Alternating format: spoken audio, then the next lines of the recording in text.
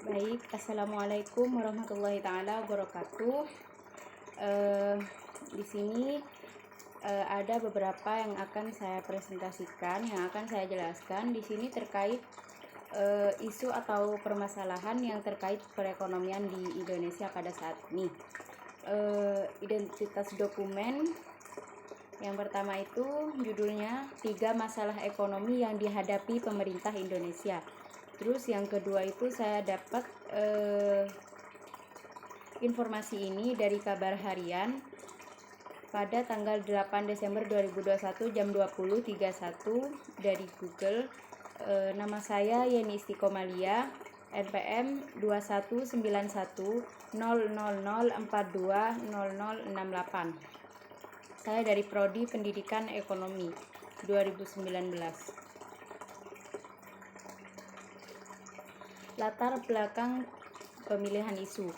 Saya memilih isu ini karena mengingat isu ini sangat meningkat di Indonesia dan sangat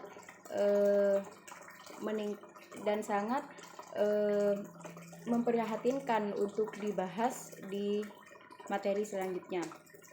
Ini menarik untuk dibahas. Kenapa saya memilih isu ini?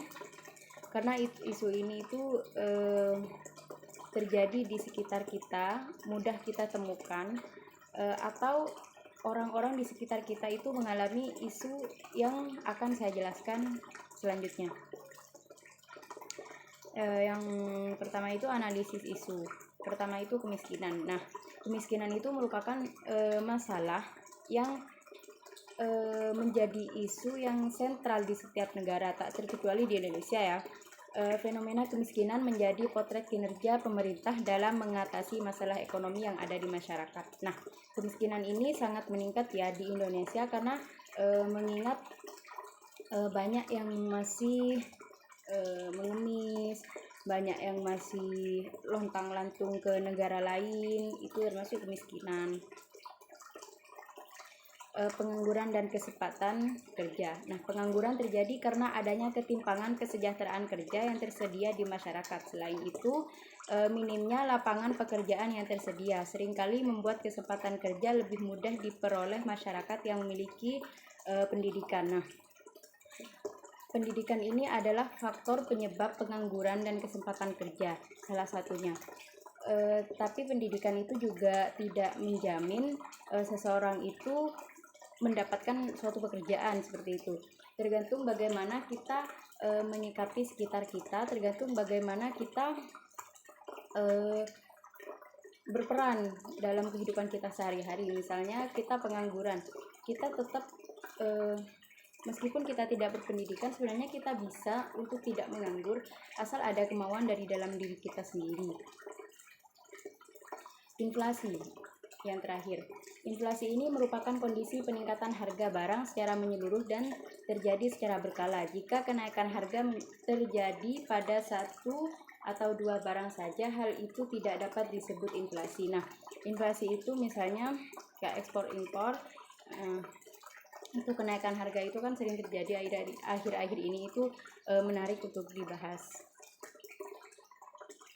Kajian teori.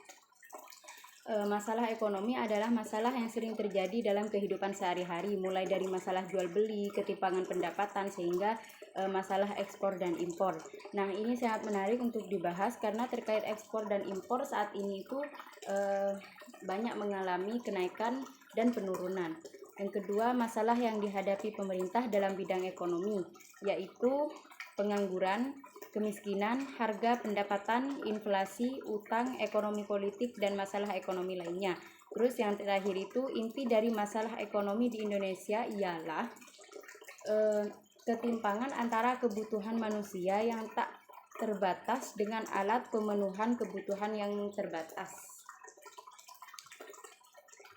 Nah, hasil analisis yang saya analisis dari isu-isu sebelumnya, dari isu yang 3 tersebut, perlu adanya stabilitas ekonomi yang meliputi kestabilan harga barang dan pemerataan tingkat pendapatan masyarakat.